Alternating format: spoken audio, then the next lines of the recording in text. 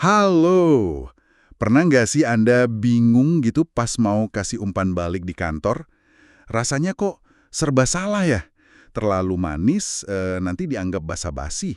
Tapi kalau terlalu asam, wah bisa bikin orang jadi defensif. Nah, hari ini kita mau coba kupas tuntas soal ini.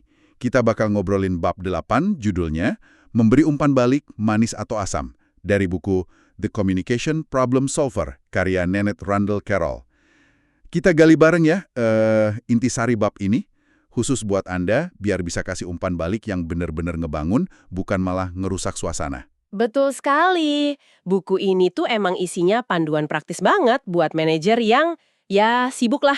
Dan bab soal umpan balik ini, penting banget. Soalnya ini salah satu tantangan komunikasi yang paling sering dihadapi para pemimpin. Tujuannya ya biar Anda bisa lebih pede, lebih efektif gitu pas ngasih feedback. Oke deh, langsung aja ya. Kalau menurut buku ini, umpan balik itu intinya apa sih? Katanya sih informasi soal kinerja dibandingin sama ekspektasi yang udah ditetapin.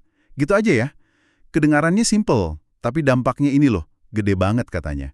Kalau dilakuin rutin, terus cepet gitu, ini jadi kunci buat capai target.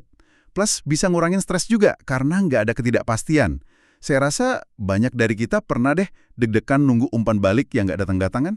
Tentu saja, itu sering banget terjadi. Nah, buku ini ngasih kontras yang jelas banget. Ada contoh yang, aduh nggak banget lah.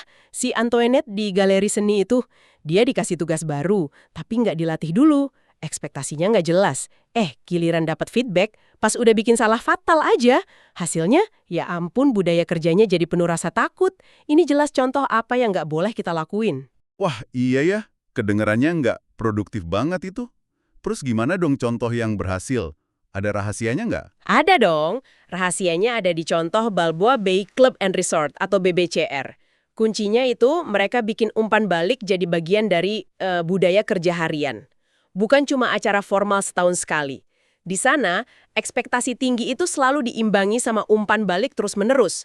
Fokusnya ke standar kerja. Sifatnya juga dua arah loh. Bahkan antara rekan kerja bisa saling kasih feedback. Dan yang penting, dikasihnya cepat, segera. Ini nih yang sering kelewat. Dijadiin kebiasaan bukan momen khusus yang ditakuti. Oh, menarik banget. Jadi bukan sekedar formalitas tahunan ya. Nah, buku ini juga bedain dua jenis umpan balik utama nih. Ada yang namanya umpan balik penguatan positif, itu kayak pujian spesifik gitu ya, buat perilaku yang kita pengen lihat lagi. Terus ada lagi umpan balik pengarahan. Ini buat ngoreksi atau ngarahin perilaku biar balik lagi sesuai harapan. Ya, betul. Nah, untuk yang penguatan positif, kata kuncinya itu spesifik. Nggak cukup cuma bilang, wah kerja bagus. Itu ya bagus sih, tapi kurang ngena. Harus jelas perilaku apa sih yang bagus, kenapa itu penting, terus dampaknya apa. Kayak contoh si tim yang lembur buat selesain laporan itu.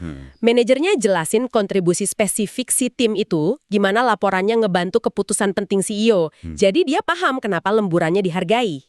Oke, itu buat yang positif ya. Nah ini nih, umpan balik pengarahan. Yang ini sering bikin kita, dan yang nerima juga jadi nggak nyaman. Gimana cara nyampainya biar tujuannya tercapai? Tujuannya kan baik ya, buat bantu karyawan sukses, bukan buat nyalahin atau ngehukum. Dan fokusnya itu harus ke perilaku, bukan nyerang orangnya kan?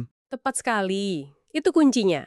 Dan biar nggak salah langkah, buku ini nawarin 5 langkah yang cukup terstruktur. Pertama, sebutin dulu ekspektasi yang relevan apa. Kedua, deskripsikan perilaku spesifik yang Anda amati. Ingat ya, yang diamati, bukan interpretasi atau asumsi Anda. Ketiga, jelaskan dampaknya. Kenapa perilaku itu jadi masalah atau kurang pas. Nah, langkah keempat ini penting banget. Tanya perspektif karyawan. Ada sesuatu yang perlu saya tahu nggak soal ini? Ini ngebuka dialog.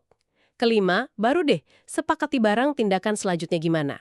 Contoh skrip tentang Eduardo yang telat ikut conference call itu bagus banget buat ngambarin alur ini. Proses 5 langkah itu kedengarannya masuk akal ya. Jadi kalau dirangkum, panduan kuncinya itu kasih cepet, spesifik, fokus ke perilaku, sampaikan dengan cara yang suportif, terus jelasin dampaknya.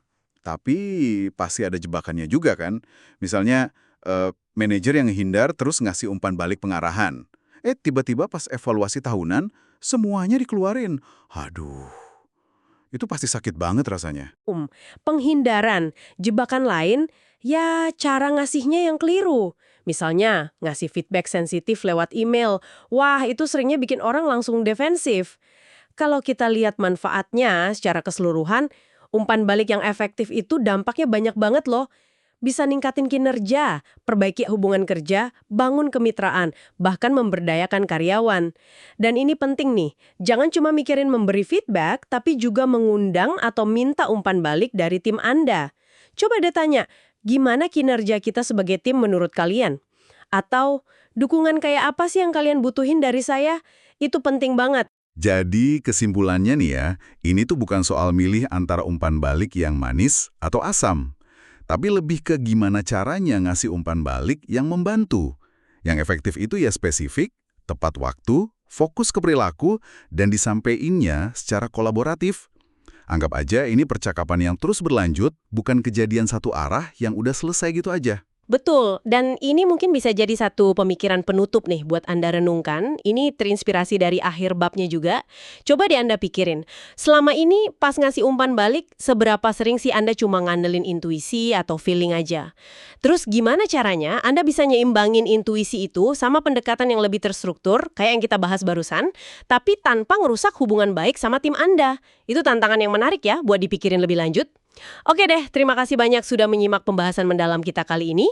Sampai jumpa lagi.